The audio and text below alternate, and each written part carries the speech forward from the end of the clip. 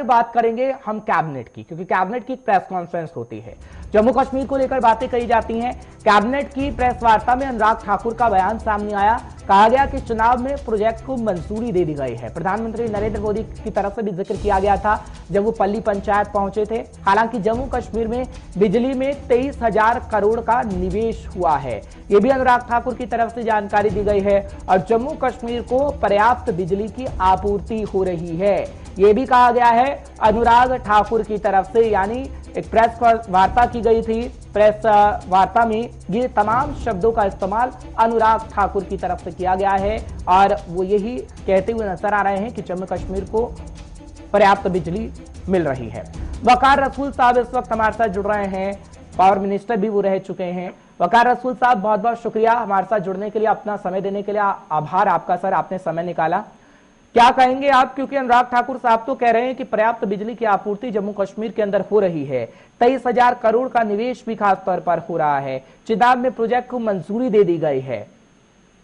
जी जी जी, देखिए बात ऐसी है, करंट सिचुएशन जो है इस वक्त बिजली की वो बहुत खराब है।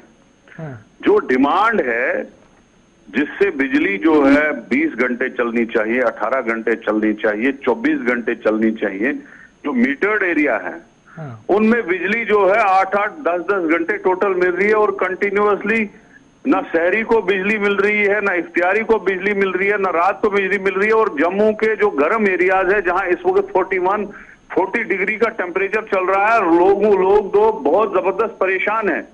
अगर इनके पास बिजली दस्तयाब होती तो लोगों को ये बराबर दे दे। तो अगर पर्याप्त बिजली इनके पास है तो लोगों को बिजली क्यों नहीं मिल रही है, ये अनुराग ठाकुर जी ये बताइए ना।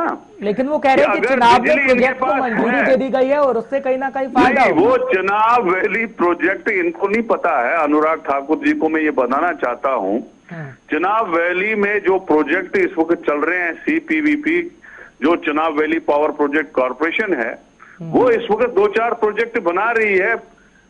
तो वो तो जो परसों प्राइम मिनिस्टर ने फाउंडेशन स्टोन रखा है रतले का, और उसका फाउंडेशन स्टोन पहले मनमोहन सिंह जी ने रखा, अब हमारे आदरणीय प्राइम मिनिस्टर मोदी जी ने रखा।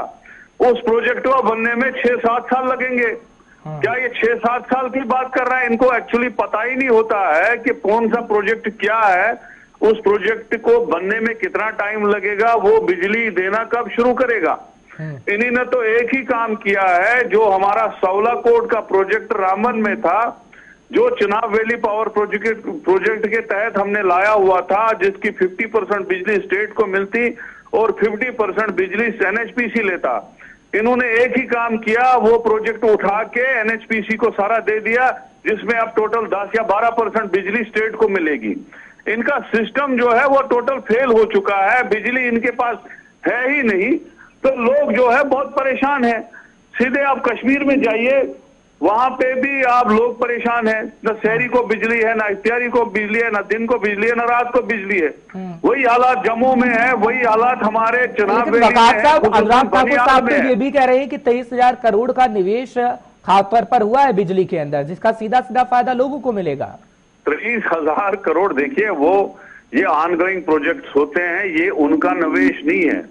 चुनाव वैली पावर प्रोजेक्ट कॉर्पोरेशन जो है, जब मैं मिनिस्टर ऑफ स्टेट था पावर का, उमर अब्दुल्ला साहब CM थे और सेंटर में कांग्रेस की सरकार थी, मनमोहन सिंह जी प्राइम मिनिस्टर थे, तब ये प्रोजेक्ट जो है इनका टेंडरिंग प्रोसेस जो है, एनवायरमेंटल क्लियरेंस जो है, बाकी क्लियरेंस सारी हो चुकी थी। ऑनगोइंग प्रोजेक्ट ये हमने शुरू किया है। Chinar power valley power project corporation हमारे टाइम बनी हुई है, इसलिए ऐसा नहीं है कि उन्होंने दिया है। ये ऑनगोइंग सिस्टम चलता रहता है और ये जो पावर प्रोजेक्ट है इनमें 5-5, 6-6 साल लगेंगे बनने में। अनुराग ठाकुर जी को मैं ये कहूंगा, जो इस वक्त सिचुएशन है, जो आपकी डिमांड है, जो आपका कोल खत्म हो चुका है, जो आपके पास बिजली नहीं है ऑल इंडिया लेवल पे, आपको पावर क्राइसिस महाराष्ट्र में है, हरियाणा में है, पंजाब में है, यूपी में, दिल्ली में है, हिमाचल में है, JNK में, हर जगह आपको पावर क्राइसिस है। तो आप कौन सी बात कर रहे हो? आप इस वक्त की बात बताओ ना। वो जो रतले प्रोजेक्ट जो PM ने फाउंडेशन डाला है, वो तो 5-6 साल के बाद तैयार होगा। कावर का प्रोजेक्ट है, कीरू का प्रोजेक्ट है, ये सारे प्रोजेक्ट जो है 5-6 साल के बाद तैयार होंगे।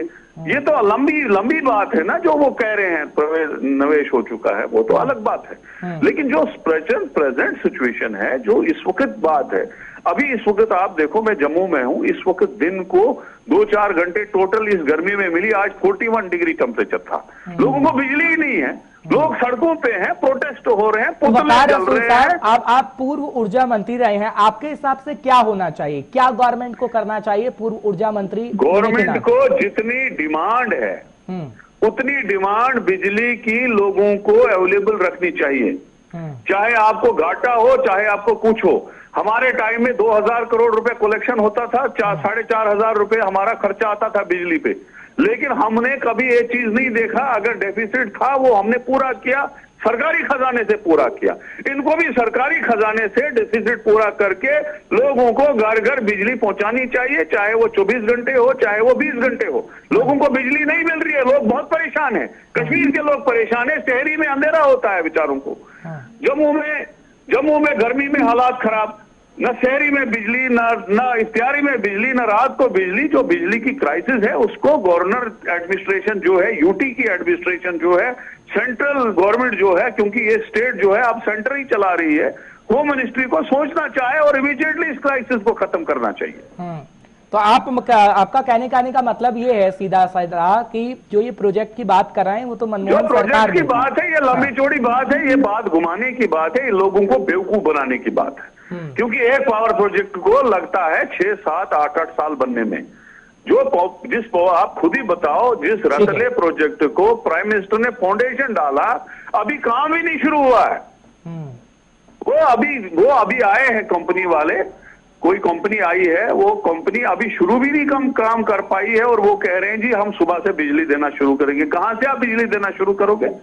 आप जो इस वक्त आपकी क्राइसिस है, इस वक्त प्रॉब्लम है, जितने मेगावाट आपको इस वक्त बिजली की जरूरत है उतने मेगावाट आपको खरीद के लाके लोगों को देनी चाहिए और इस क्राइसिस से लोगों को निकालना चाहिए। यही सबसे बड़ा सोल्यूशन है। एक आखिरी सवाल, क्योंकि अगर हम बात करें जिस तरीके से अनुराग ठाकुर का मैं लगातार जिक्र कर रहा हूं, आप कह रहे हैं कि भैया एक प्लानिंग के तहत ये हो भी सकता है, लेकिन क्या वाकई आगे आने वाले समय में हम देखेंगे कि जो ये बातें कही जा रही हैं, 23,000 करोड़ के निवेश की बातें की जा रही हैं, क्योंकि ये तो हम भी पूछ रहे हैं और आप भी जिस तरीके से सवाल कर रहे हैं, रीजनल पार्टियां भी कह रही हैं, क्योंकि उमर अब्दुल्ला साहब का भी इसमें बयान सामने आया कि ये तो पहले के प्रोजेक्ट हैं, तो क्या इंप्लीमेंट हो सकते हैं? एक ऊर्जा मंत्री होने के नाते बताएंगे, या फिर बनी बनाई बातें हैं जिस तरीके से आप कह रहे हैं? नहीं, बनी बनाई बातें। देखिए, बात सुनिए, चुनाव वैली में पहले भी प्रोजेक्ट बने, दूलहस्ती प्रोजेक्ट बना है, सावलाकोट प्रोजेक्ट बना है, जो आगे प्रोजेक्ट रियासी में चल रहा है वो बना हुआ है। वो सारे प्रोजेक्ट जो है 90% बिजली सेंटर ले जाता है, 10% हमको रॉयल्टी में देता है। इसीलिए हमने चुनाव वैली पावर प्रोजेक्ट कॉर्पोरेशन बनाई थी, ताकि वो सीपीपी मोड पे, पीपीपी मोड पे, एनएचपीसी के साथ या दूसरी कंपनियों के साथ बिजली का प्रोजेक्ट बनाए और स्टेट को उसका फायदा मिले। इस वक्त भी जो उड़ी का प्रोजेक्ट है, जो कश्तवाड़ सावलाकोट का प्रोजेक्ट है, जो सलाल का प्रोजेक्ट है, जो गुरेज का एनएचपीसी का प्रोजेक्ट है, ये सारी बिजली जो है सेंटर को चली जाती है। तो ये जो प्रवेश ये बोल रहे हैं, ये कहीं ना कहीं सेंटर की साजिश है, जहां से जम्मू कश्मीर की जितनी भी बिजली निकलती है ये उसके सेंटर को जाती है, हमको 12% रॉयल्टी मिलती है। अब जब हमारी सरकार थी, हमारी कोशिश थी कि हम ऐसे प्रोजेक्ट बनाए जिससे स्टेट को ज्यादा फायदा है, क्योंकि स्टेट को पैसा ज्यादा लगता था बनाने में, इसलिए पैसा नहीं होता था, इसलिए हम उसमें पीपीपी मोड करते थे। डायरेक्ट हम सारा प्रोजेक्ट खुद बना नहीं सकते थे। उसी तरीके से रतले का प्रोजेक्ट भी जो है वो हमारी प्रोजेक्ट में, हमारे टाइम में डिजाइन हुआ है कि किस तरीके से हमने एनएचपीसी को 49% रखा था और स्टेट को 51% रखा था। लेकिन अब इस सरकार ने 49% स्टेट को रखा, यूटी को, और 51% जो है एनएचपीसी को रखा। उस प्रोजेक्ट को बनने में टाइम लगेगा, वो गवर्नमेंटें चेंज होती रहती हैं, तो वो चलता रहेगा। जब ये प्रोजेक्ट बनेंगे तो कम से कम हमें 49% उस प्रोजेक्ट से मिलेगा, कावर से मिलेगा, कीरू प्रोजेक्ट से मिलेगा। इन प्रोजेक्ट्स में सब में हमें 49% मिलेगा। खाली एक जम्मू कश्मीर का सबसे बड़ा जो प्रोजेक्ट था वो सावलाकोट था। उस सावलाकोट प्रोजेक्ट को 1845 मेगावाट बिजली वहां बनेगी, वो हमने रखा था स्टेट के लिए। लेकिन इस सेंट्रल गवर्नमेंट ने और यूटी एडमिनिस्ट्रेशन ने उसको सारे के सारे प्रोजेक्ट को एनएचपीसी को दे दिया। अब हमें वहां से टोटल 12% बिजली मिलेगी। ये बहुत बड़ा नुकसान हमें हुआ। तो ये प्रोजेक्ट जो है ये चलते रहेंगे। ये जो बातें बताने वाली है 23,000 ठीक है, अब आप यानी कह रहे हैं कि भैया बनी बनाई बातें हैं और बनी बनाई बातों को ही पेश किया जा रहा है केंद्र की तरफ से। चलिए ठीक है वकार रसूल साहब, बहुत बहुत शुक्रिया आपका आने के लिए, समय देने के लिए। एक बार फिर से आभार आपका। फिलहाल पूर्व ऊर्जा मंत्री की तरफ से ही कहा जा रहा था कि बनी बनाई बातें हैं और इन बनी बनाई बातों से कुछ नहीं होगा, काम करना होगा और इन बनी बनाई बातों को एक साइड में रखना होगा क्योंकि बिजली का संकट जम्मू कश्मीर के अंदर है। फिलहाल पूर्व मंत्री की तरफ से कहा जा रहा था, ऊर्जा मंत्री थे, उनसे हमारी खास बातचीत हो रही थी, लेकिन सरकार ये कहती है कि हमने प्रोजेक्ट लगाया और उसमें निवेश भी खास तौर पर आ रहा है।